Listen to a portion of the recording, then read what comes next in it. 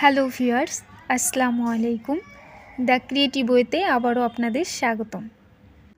আমি আজ আপনাদেরকে দেখাবো মাইক্রোসফটে কাজ করার ক্ষেত্রে কিভাবে পিকচার নিয়ে আসবেন। দুটো নিয়ম দেখাবো, এর মধ্যে যেটা সহজ মনে হবে আপনারা সেটা অ্যাপ্লাই করবেন। প্রথমে মেনু বার ইনসার্ট থেকে পিকচার আইকনে চাপ দেবেন। এখান থেকে কম্পিউটার আপনাকে আপনার ফোল্ডারে নিয়ে যাবে। তো ফোল্ডার থেকে আপনার পছন্দ মতো একটা পিকচার সিলেক্ট করে ইনসার্ট করবেন।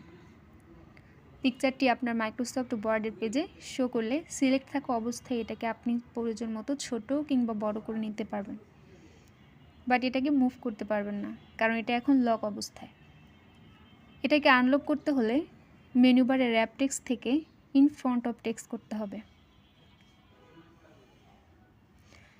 দেন এটাকে আপনি পছন্দ মতো মুভ করতে পারবেন।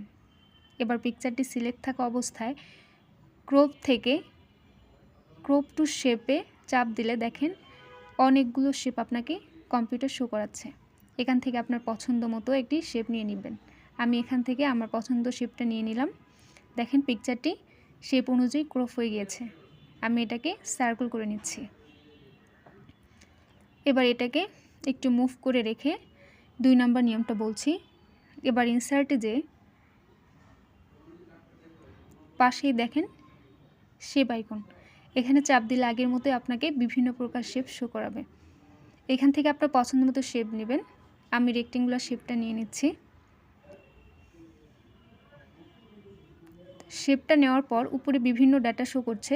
এখান থেকে শেপ ফিলে চাপ দিলে নিচের দিকে দেখেন পিকচার আইকন, এখানে চাপ দিলে কম্পিউটার আগের মতোই আপনাকে আপনার ফোল্ডারে নিয়ে যাবে এবং আপনার পছন্দ মতো ছবিটি সিলেক্ট করে ইনসার্ট করবেন।